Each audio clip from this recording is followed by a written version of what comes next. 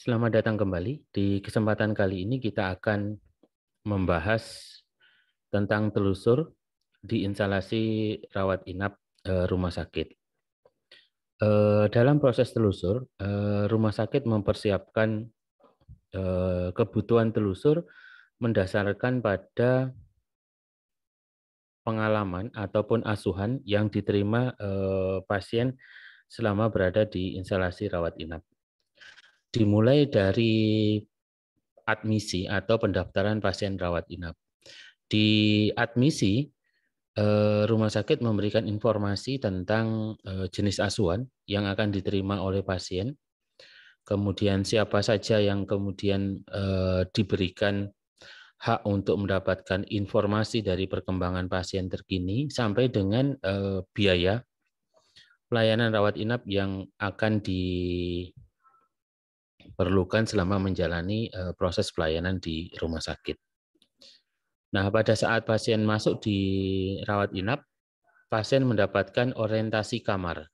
Di dalam orientasi tersebut akan dijelaskan fasilitas pelayanan yang dimiliki oleh kamar, di mana kamar tersebut yang dipilih oleh pasien menjalani pelayanan rawat inap. Kemudian selama di rawat inap, pasien akan diberikan pelayanan berdasarkan prioritas pelayanan. Pelayanan tersebut meliputi pelayanan preventif, paliatif, kuratif, dan rehabilitatif.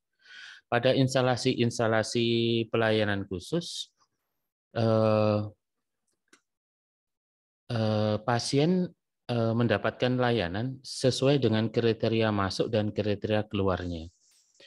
Jadi kriteria masuk dan kriteria keluar itu bisa kita temukan pada pasien yang akan dipindahkan atau ditransfer ke instalasi pelayanan intensif atau ICU, kemudian ICCU, kemudian HCU, dan ruangan-ruangan yang lain, misalkan ruang perawatan pasien isolasi.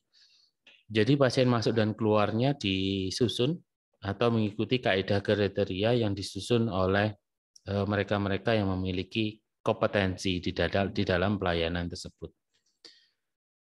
Kemudian untuk proses asuhan yang diterima oleh pasien, proses asuhan keperawatan, ini dimulai dari pengkajian awal keperawatan, di mana perawat yang akan memberikan pengkajian itu adalah perawat yang memiliki kompetensi dan sudah ditetapkan rumah sakit untuk melakukan pengkajian dan didokumentasikan di rekam medik.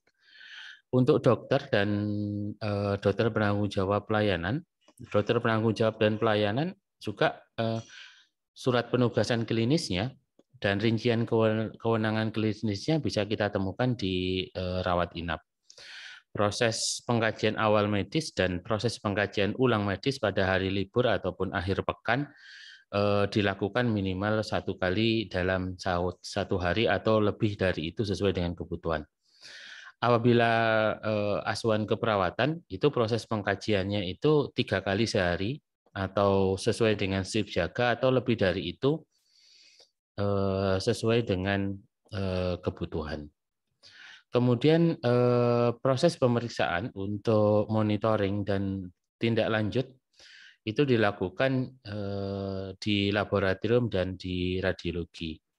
Nah, untuk pemeriksaan laboratorium, kita mesti mempersiapkan tentang POCT, kemudian indikasi pemeriksaan.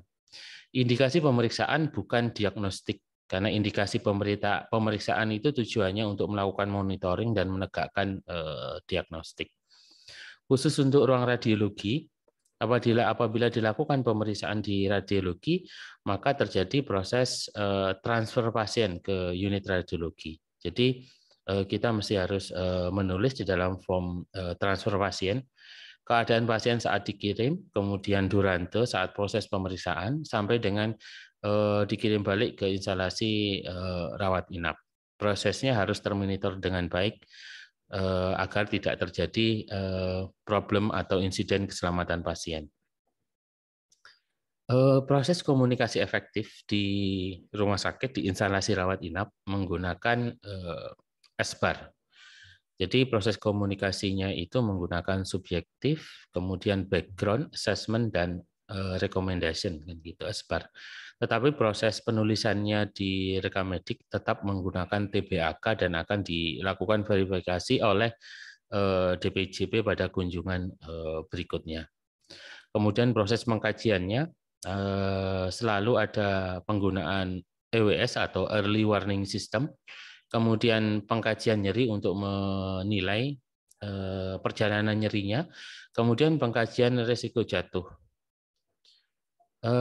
Untuk pelaksanaan asuhan yang diterima oleh pasien yang diberikan oleh DPJP, proses asuhan dapat menggunakan DPJP tunggal atau satu DPJP ataupun proses kolaboratif, di mana kemudian ada DPJP utama yang melakukan koordinasi pelayanan.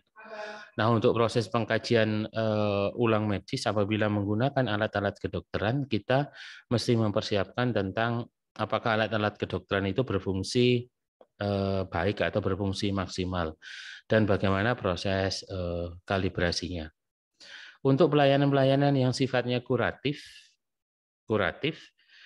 proses penyiapan obat menggunakan unit dose dispensing atau UDD kan gitu.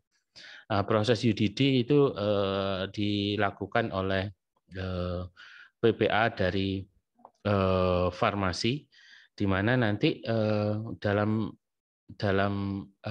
prosesnya memperhatikan betul tentang penggunaan obat-obat emergensi, penggunaan obat-obat high alert, LASA ataupun Norum. Nah, proses komunikasi dan edukasi dilakukan oleh semua PPA menggunakan form komunikasi dan edukasi. Tentang bagaimana kesinambungan pelayanan, proses kesinambungan pelayanan dipimpin oleh case manager. Nah, case manager tersebut melakukan proses kesinambungan pelayanan berkoordinasi dengan DPJP.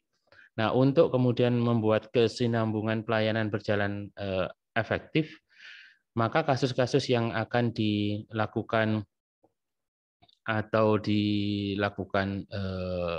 monitoring oleh case manager adalah kasus-kasus yang memang ditentukan oleh rumah sakit. Tidak seluruh kasus kemudian harus dipantau oleh case manager. Jadi rumah sakit menetapkan kasus-kasus, misalkan kasus pasien dengan biaya tinggi, atau kasus pasien dengan pelayanan kompleks, atau kasus pasien untuk pasien-pasien dengan resiko tinggi atau mendapatkan pelayanan resiko tinggi, dipilih oleh case manager untuk kemudian dilakukan kesinambungan pelayanan.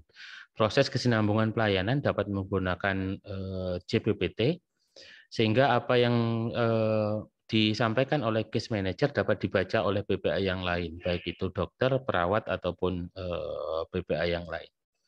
Kemudian setelah perawatan, pasien akan dapat kembali ke rumah untuk kemudian dilakukan pelayanan rawat jalan, kemudian berkoordinasi dengan tenaga kesehatan setempat pada pasien-pasien yang memerlukan discharge planning. Untuk pasien lari dan pasien pulang atas permintaan sendiri, itu dilakukan proses. Pada pasien lari, itu dilaporkan kepada dinas kesehatan, atau pasien yang pulang atas permintaan sendiri kepada keluarga, bila keluarganya adalah sejawat dokter, maka kepadanya diberikan informasi tentang pelayanan yang diberikan. Jadi demikian gambaran sekilas tentang persiapan kita yang kita perlu lakukan di instalasi rawat inap. Semoga bermanfaat. Sampai bertemu pada video selanjutnya.